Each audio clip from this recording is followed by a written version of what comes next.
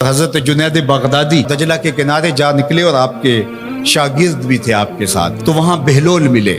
بہلول ایک مجذوب تھے، تو کہا کہ چلیے ان سے زیادہ بات کرتے ہیں۔ تو شاگردوں نے کہا یہ تو ایک دیوانہ شخص ہے اور آپ اس سے کیا ملیں گے، آپ اتنے پڑھے لکھے عالم اور اتنے بڑے فقیہ اور صوفی، اور ایک دیوانے شخص سے آپ ملیں گے؟ دنیا اس کو دیوانہ کہتی تھی، بہلول دیوانہ۔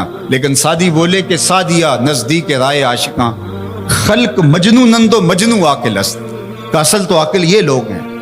تو خیر حضرت جنید بغدادی گئے اور بہلول کو سلام کیا، کہا کہ آپ کون ہیں؟ تو کہا میں جنید بغدادی ہوں۔ تو کہا کیا کرتے ہو؟ کہا کہ میں پڑھنے پڑھانے کی ذمہ داریوں میں لگا ہوں۔ تو آپ نے فرمایا کہ کھانے کے آداب جانتے ہو؟ تو کہا کہ ہاں، ہاتھ دھوئے جائیں، بسم اللہ شریف پڑھی جائے، چھوٹا لقمہ لیا جائے اور چبا چبا کے کھایا جائے اور اس کے بعد الحمدللہ کہا جائے۔ تو بہلول کہنے لگا کہ میں تو آپ کو بہت بڑا عالم سمجھتا تھا، آپ تو کھانے کے ادب کو بھی نہیں جانتے۔ اور اپنا کپڑا اٹھایا، جھاڑا اور ایک جانب چل دیے۔ شاگردوں نے کہا ہم نے آپ کو کہا تھا کہ اس شخص کے پیچھے جانے کا کیا فائدہ، یہ تو دیوانہ شخص ہے۔ تو کہا نہیں میں اس کے پیچھے چلتا ہوں۔ پھر آپ اس کے پیچھے بھاگے۔ تو پھر بہلول نے پلٹ کے دیکھا، کہا کہ کون ہو؟ کہا کہ میں جنید ہوں، آپ کو ملنے آیا ہوں۔ تو آپ نے پھر ایک سوال کیا، گفتگو لمبی ہو جائے۔ تیسری مرتبہ بھی جب وہ اپنا دامن چھاڑ کے گزرے تو پھر آپ آگے بڑھے۔ انہوں نے پوچھا کون ہو؟ انہوں نے کہا کہ میں ایک عام سا شخص ہوں، تو آپ کے پاس جو ہے وہ سیکھنے آیا ہوں۔ تو کہا کہ میں نے تم سے پوچھا تھا کہ کھانے کے آداب کیا ہیں، تو تم نے یہ بتایا تھا۔ کہا جی میں نے تو یہی پڑھا ہے اور میں نے یہی بتایا ہے۔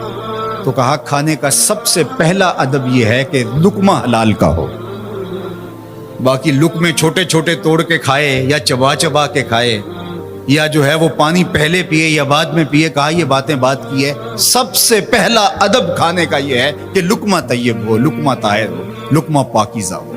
اللہ اکبر۔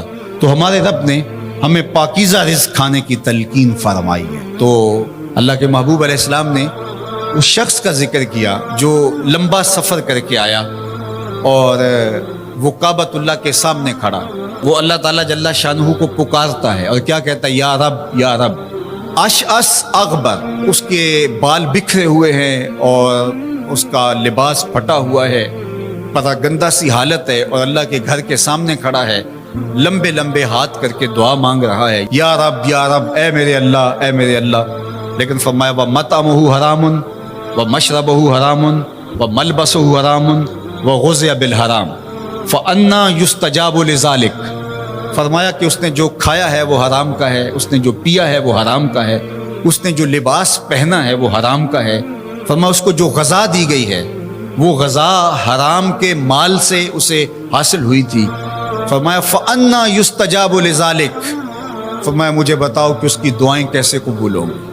وہ کعبۃ اللہ کے پردے کو تھام کے کھڑا ہے، ملتزم سے لپٹ کے رو رہا ہے، وہ حتیم میں کھڑا ہے، وہ کعبہ کے اندر بھی چلا گیا، کعبہ کی چھت پہ سقف بیت اللہ پہ بھی کھڑا ہے، مطاف میں کھڑا ہے، وہ حجر اسود کے ساتھ لپٹ کے دعائیں مانگ رہا ہے، مقام ابراہیم کے پاس کھڑا ہو کے دعائیں مانگ رہا ہے۔ یمد یدہ، اس کے ہاتھ لمبے لمبے ہیں، یا رب کے کلمات اس کی زبان پہ ہیں، اور اشعث اغبر، غبار آلودہ بکھرے ہوئے اس کے بال ہیں، اور حالت پراگندہ ہے کہ کسی کو گزرتے ہوئے بھی ترس آ جائے، اور اللہ کے گھر میں کھڑا ہے تو وہ کیوں نہیں معاف کرے گا؟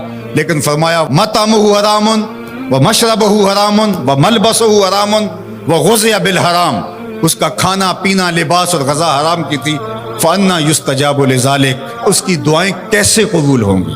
بلکہ علماء نے لکھا کہ جو شخص حرام کمائی کھاتا ہے اس کی اپنی دعائیں تو قبول نہیں ہوتی، نیک لوگوں کی دعاؤں سے بھی اس کا حصہ نکال دیا جاتا ہے۔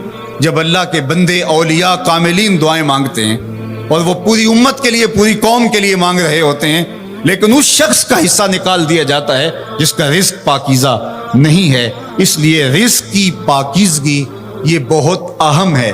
رومی علیہ الرحمہ فرماتے ہیں کہ اگر تمہارا رزق پاک ہوگا، تمہارا رزق ستھرا ہوگا، تمہارے سینے میں معرفت کا نور پیدا ہوگا، اور اگر تمہارے سینے میں غل، غش اور حسد، بغض، کینہ اور نفرتیں پیدا ہو رہی ہیں تو پھر تم غور کرو کہ تمہارے رزق میں کوئی مسئلہ ہے۔ تم کھاتے ہو اس کے نتیجے کے اندر حسد پیدا ہو رہا ہے، بغض پیدا ہو رہا ہے، نفرت، سستی اور کاہلی اور عبادت سے دوری پیدا ہو رہی ہے۔